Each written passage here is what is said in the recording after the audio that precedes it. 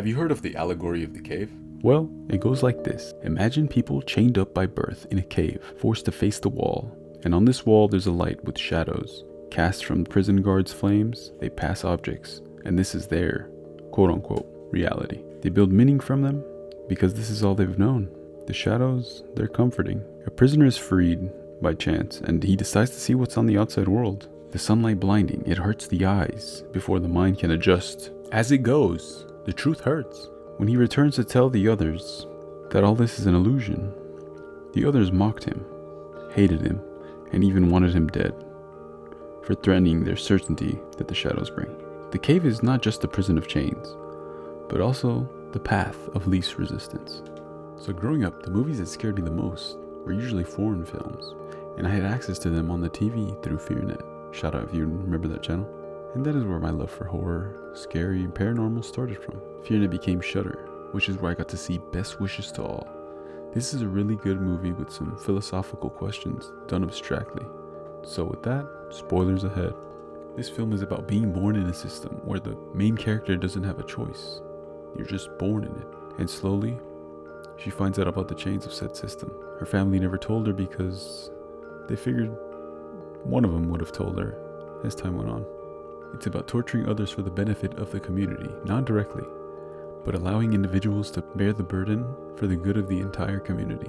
When individuals find out that they can either leave their community or try to escape because they want a way out, and find it impossible to stay knowing people are getting tortured, how much cruelty, sadism, and injustice are we willing to tolerate for a functioning and happy society?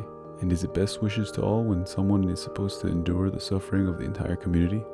So what would you do? Stay in it or choose to stray away? But sporadically, glimpses of an older man are seen as he's just crawling around the house. Pay attention or you'll miss it. The main character and her friend are of the assumption that they can bring down the system, but the pillars are made of diamonds, hence unbreakable. After freeing the person enduring all the pain for the community, everyone just kind of laughs at him for not knowing that this is what the community was built on, the suffering of an individual. Deeply upset, she leaves this community and she finds her older sister who also left the community years ago. And by chance, she seems to be living in her own little community off into the forest, a little hut. And after his chat, she finds out that even the sister has fallen victim and she has her own person to endure all of the uncomfortable feelings of the human condition. Then there's this weird scene that I can only describe as the main character's rebirth. You have to see it for yourself. A lot of the scenes, to keep vague, are strange, but that's an element of the film that makes it fun in my opinion. She returns to her grandparents' house and volunteers her friend, the one who wanted the cycle of the human suffering dismantled. Yeah, he is the new bearer of pain. This is where Best Wishes to All quietly echoes the allegory of the cave. The world's presented where it appears happy and orderly, communal, and well-wished on the surface level. The smiles are polite, the rituals are followed, yet the civility is a grotesque moral blindness. A collective agreement not to see. Much like Plato's prisoners, the characters are not coerced into ignorance. They participate in it. The shadows, they're the social norms, inherited customs that disguise cruelty as tradition. The main character's slow realization mirrors the ascent from the cave. Being aware does not arrive as triumph, but as dread.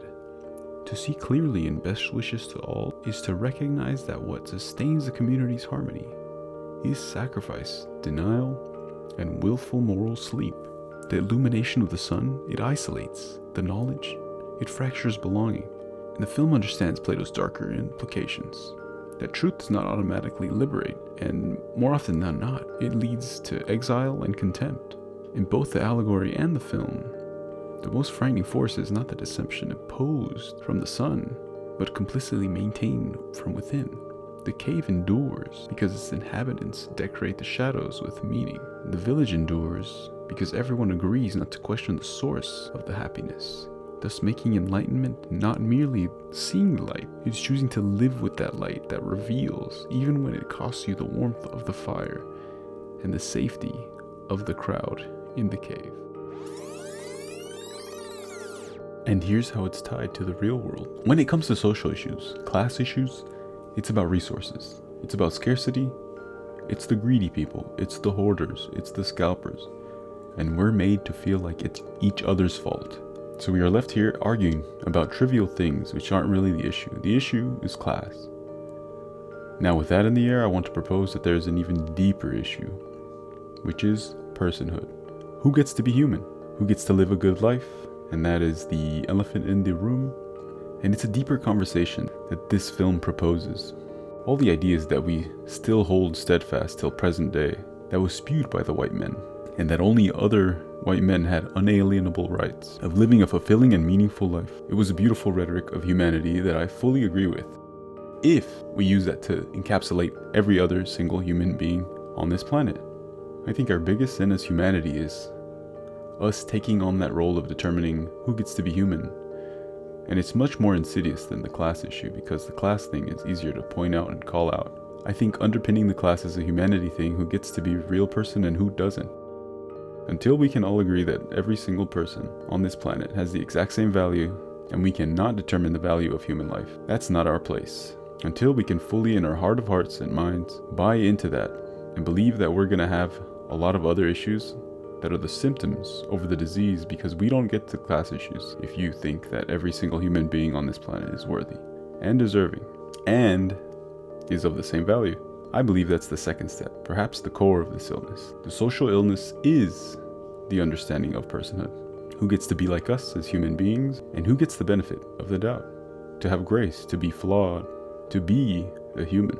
And who is them who are just inhumane, dehumanized creatures that are all better off until we no longer do that. Off topic, I think we're stuck. And if aliens were really out there and they spectate us in some way, they would never make contact, because we can't even treat ourselves humanely. I think we are not talking about the actual crux of our original sin. So we don't go anywhere, and life just continues its cycle until we can truly address the elephant in the room, which is personhood.